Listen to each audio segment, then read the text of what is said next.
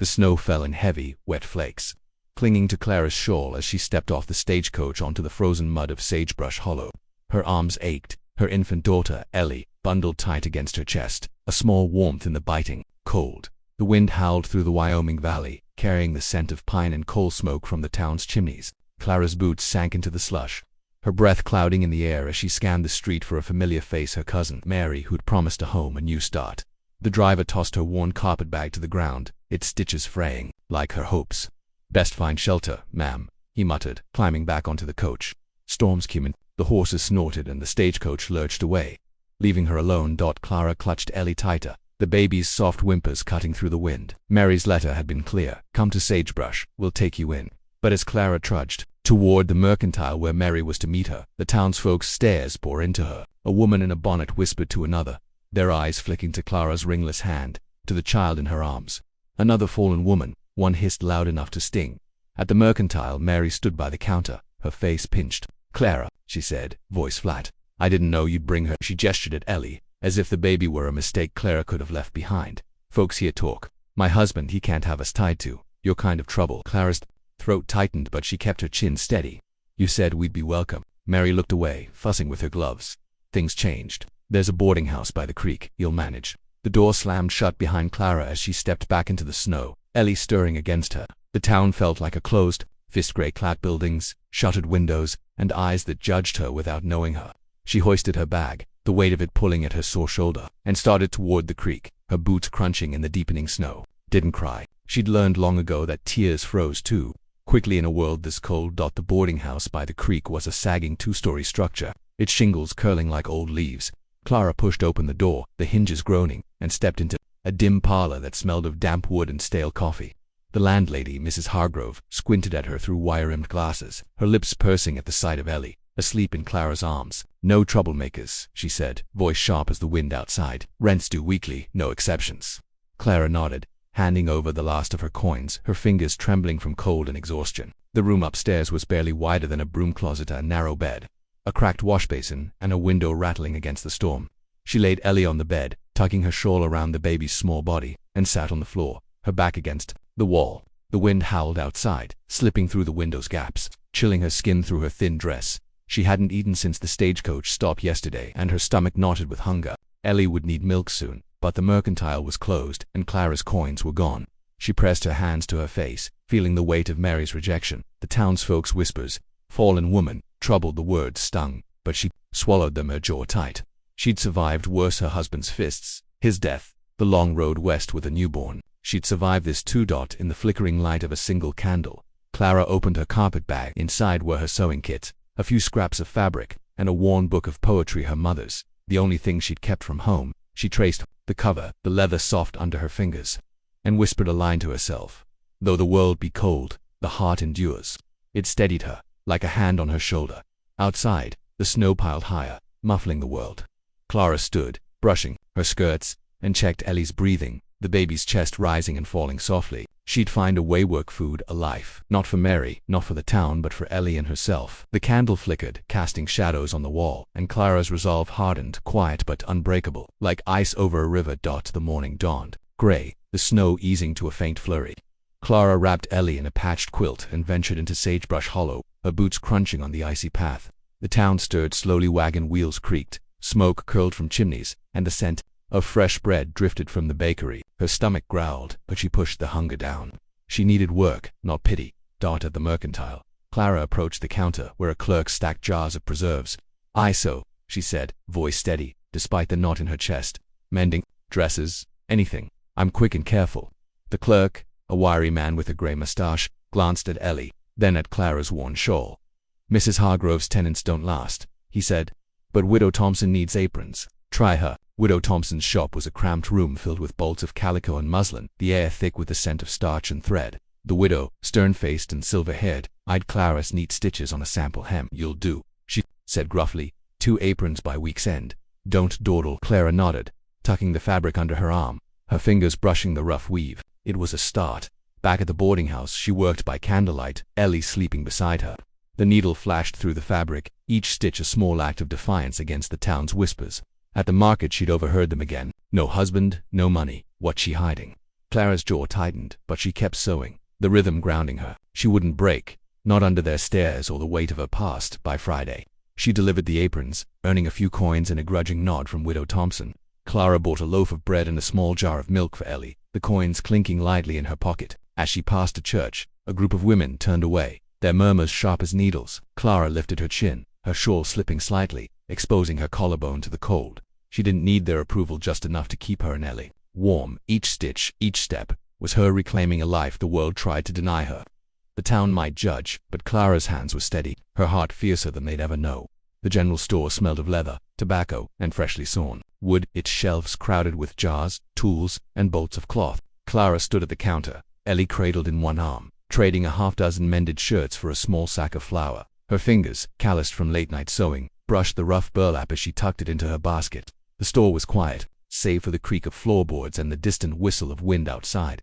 Behind the counter, Samuel Carter, the store's keeper, counted her payment in buttons and thread barter for her work. He was broad-shouldered, his flannel shirt rolled to the elbows, revealing forearms dusted with sawdust. His eyes, a deep hazel, lingered not on Ellie or Clara's worn dress, but on the careful way she tied her basket's handle with a scrap of twine. "You've a knack for making things hold," he said, voice low, like the rumble of a far-off storm.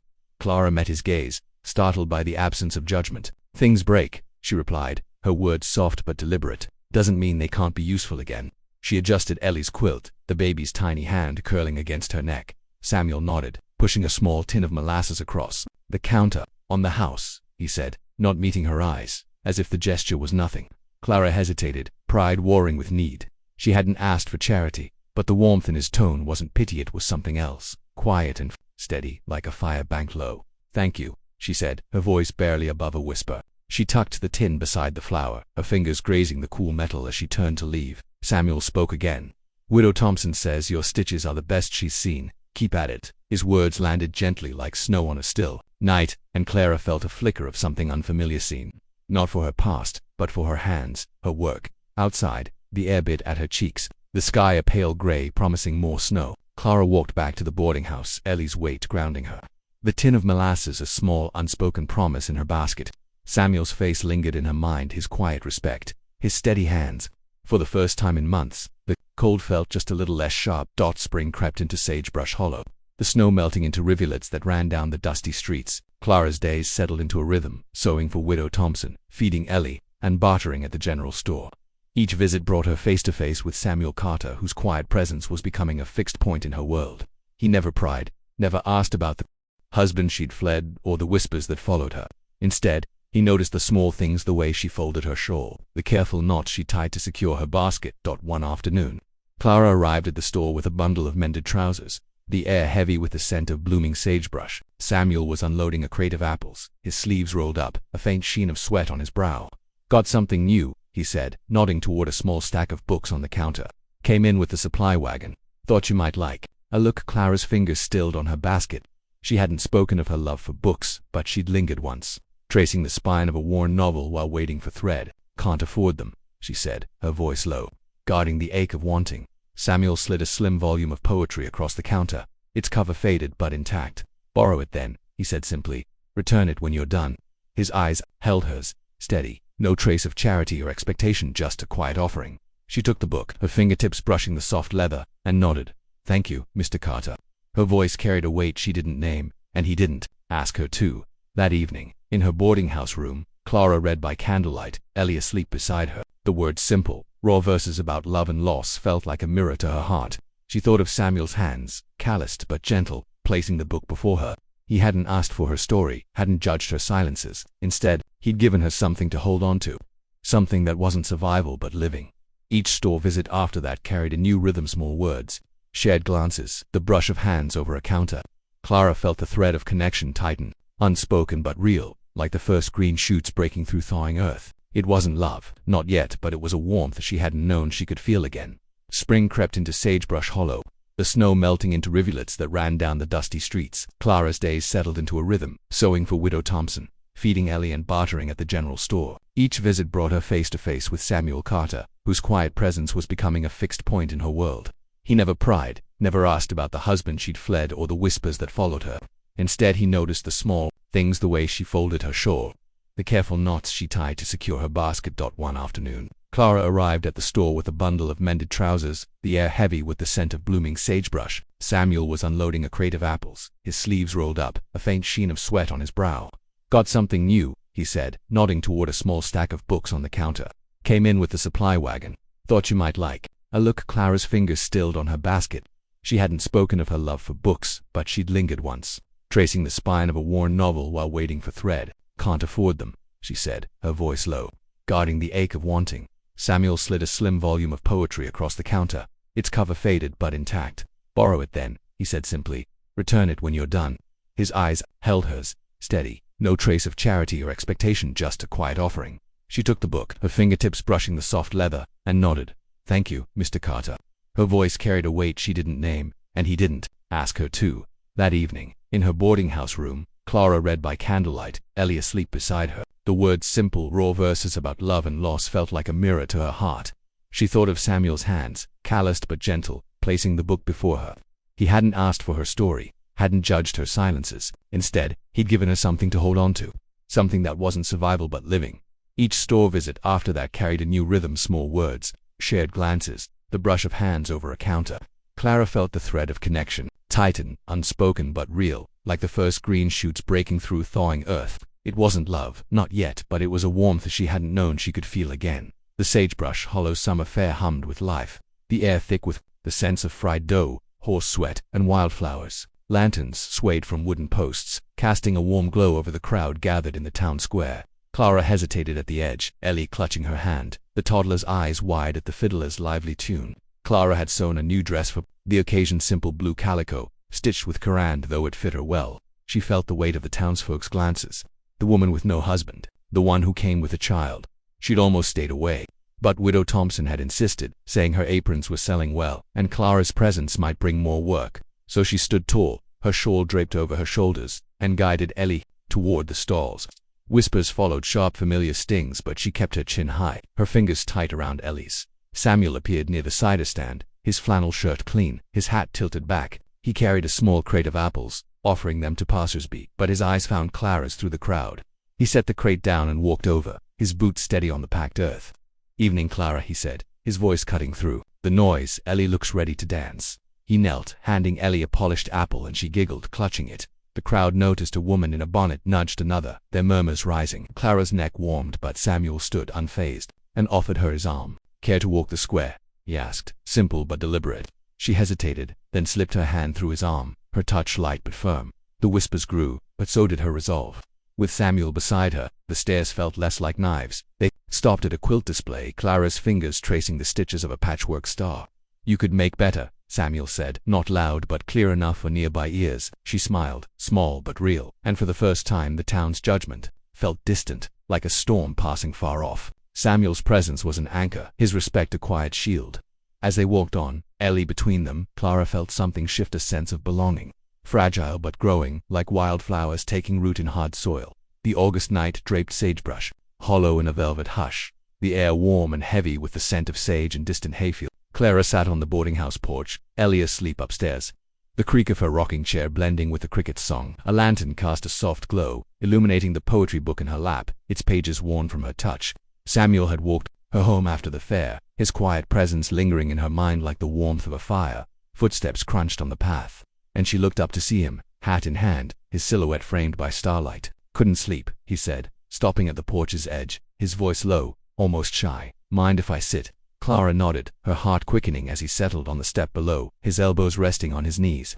The silence stretched, comfortable yet charged, the kind that held more than words could. She closed the book, her fingers tracing its spine, and felt the weight of all she hadn't said, her past, her fears, the bruises she'd carried west. "You don't talk about where you came from," Samuel said. Not a question, just a quiet observation. His eyes, catching the lantern's light, held no judgment, only patience. She swallowed, the truth rising like a tide. "I ran from a man who broke more than my heart," she said, her voice steady but soft. "I came here to keep Ellie safe, to be someone new." The words felt raw, like peeling back a bandage, but his gaze never wavered. Samuel leaned forward, his hands clasped. "Clara," he said, "you're not what you ran from. You're the woman who made a tart that tasted like home, who stitches quilts like their promises, who looks at Ellie like she's the whole world." He paused, his voice dropping lower. You're the woman I can't stop thinking about." Her breath caught the air between them, alive with unspoken truths. She stood, stepping closer, the porch creaking under her. He rose too, close enough that she felt the warmth of him. "Samuel," she whispered, "you see me." It was enough. He reached for her hand, his calloused fingers gentle, and when their lips met, it was soft, deliberate, a seal on a truth they'd both felt growing. The stars above bore witness, and for the first time, Clara felt not just safe, but whole. The late summer sun bathed Sagebrush Hollow in golden light, the air carrying the scent of ripe grass and cooling earth. Clara stood outside the boarding house, her hand smoothing the folds of her calico dress, watching Samuel drive a wagon up the path. Its bed was loaded with lumber and a small crate of seeds, carrots, beans, and wildflowers. He'd spoken of his small ranch just outside town, a place with a sagging fence and a cabin needing care. Today, he'd asked her to see it, to imagine it as theirs. Ellie toddled at Clara's side, clutching a rag doll Clara had sewn from scraps. Samuel climbed down, his boots stirring dust, and knelt to ruffle Ellie's hair. "Ready?" he asked. Clara, his hazel eyes steady, holding a quiet promise. She nodded, her heart a mix of nerves and hope, and lifted Ellie into the wagon. The ride was quiet, the creak of wheels blending with the hum of cicadas, the horizon stretching wide and open.